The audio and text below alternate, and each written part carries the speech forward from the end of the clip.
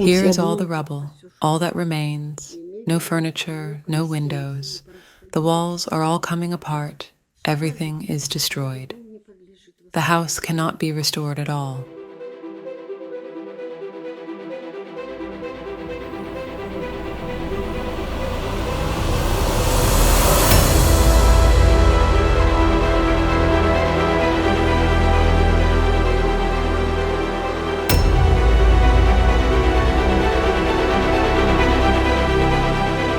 I am Daria Karanda, a student of International Relations and Journalism at the Seaman Kuznets Kharkiv National University of Economics. I simply don't have a home. For me, as well as for most of Ukrainians, life is now divided into two parts, before and after the beginning of war. On February 24, 2022, along with the first explosions in Kharkiv, came the understanding that the war, which we almost had not noticed since 2014, came to every home. The sky this morning was somehow ominously burning, and it seemed that it was not just the sun.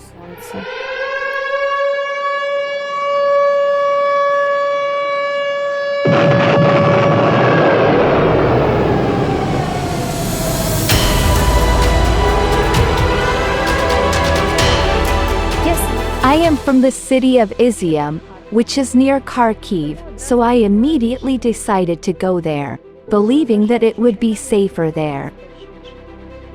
My relatives thought the same, and they insisted on my return. Izium greeted me with sunny and frosty weather, and it seemed that the war would not affect the city where I spent my childhood. Until the 1st of March, we did not experience any issues. We had electricity, gas, water, mobile communication. But on that night, the Russians targeted town's energy infrastructure.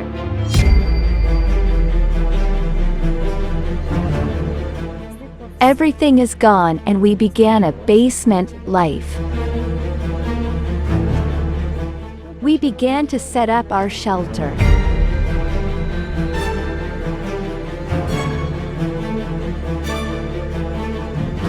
I even tried to keep a video diary to distract myself from the terrible reality, but it was exactly about it. From March 1st, the explosions became so strong that we felt not only the rumble, but also how the ground beneath us shuddered. Those were the first airstrikes. Today is the 9th day of the war. Yesterday at 10 in the evening, there were 9 strikes. Bombs were dropped from an airplane. We fall asleep in fear. We wake up with the same intense fear. Here we are in hiding. The war has been going on for more than a week now. Our small town of Izium is now nearly completely destroyed. They are targeting residential buildings, shops, and, I think, the railway station. I'm scared for myself, for my loved ones. We believe in ourselves. We believe that we are strong. We will cope, that our Ukraine will win, that everything will work out for us, everything will be fine for us. I am very worried about myself and my loved ones. I'm recording a video, just in case my phone dies. The electricity and gas have already been cut off. Only then did my parents and I decide to leave our house in Izium. Being in Cherkasy, where it was relatively calm, but only until a certain time, we began to understand that there is no safe place in Ukraine now. Every day we followed the events in Izium and Kharkiv and realized that there were no limits for the Russian aggressors in their efforts to destroy Ukraine.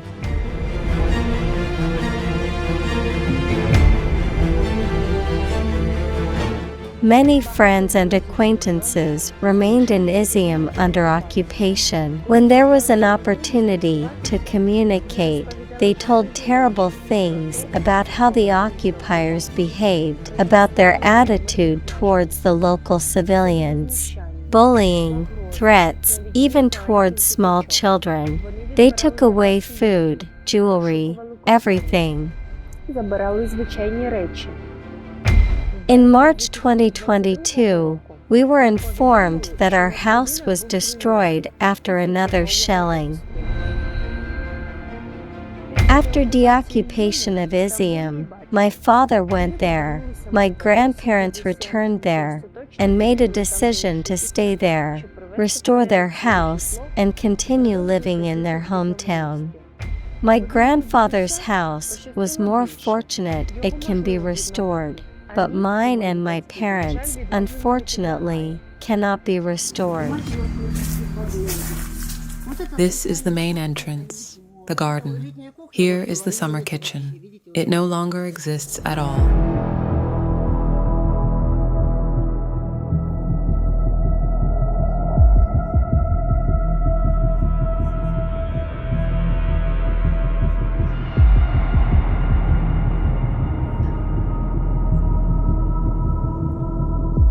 Here is all the rubble, all that remains.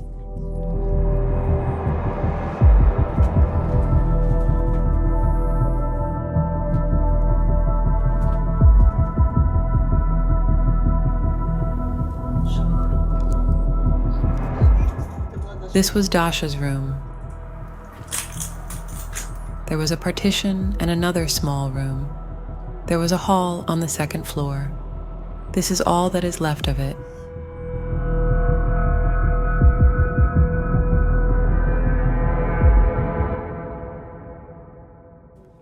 Yes, this is a hall, a small, cozy hall. No furniture, no windows. The walls are all coming apart. Everything is destroyed. The house cannot be restored at all.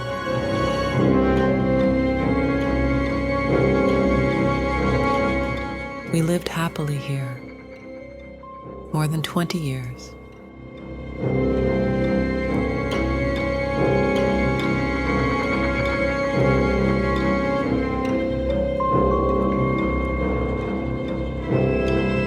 There is a lot of destruction in the city.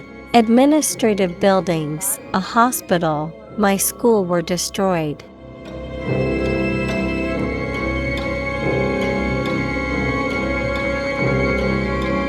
But the most terrible reminder of the inhuman nature of the occupiers is the destruction of a 5-story residential building where, according to various reports, 47 to 52 people died under the rubble. This happened on March 9th. Local residents were sorting through the rubble, trying to find relatives among the dead. The occupiers justified their crime, as they always do, with fictions about the building being used by Ukrainian army. But the local people were simply hiding in the basement there from shelling. 5 floors simply buried people where they sought shelter.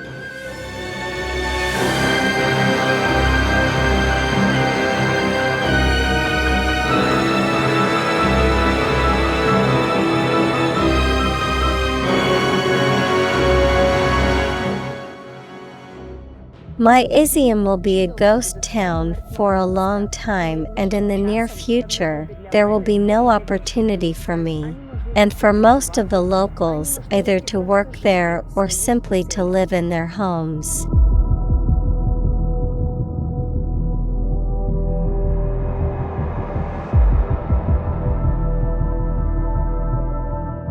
I want as many people as possible to learn about what we experienced and what Russians are doing in my country. How many lives have been destroyed, and how many more will be until their crimes are stopped? A very heavy price to pay. And for now, I just don't have a home.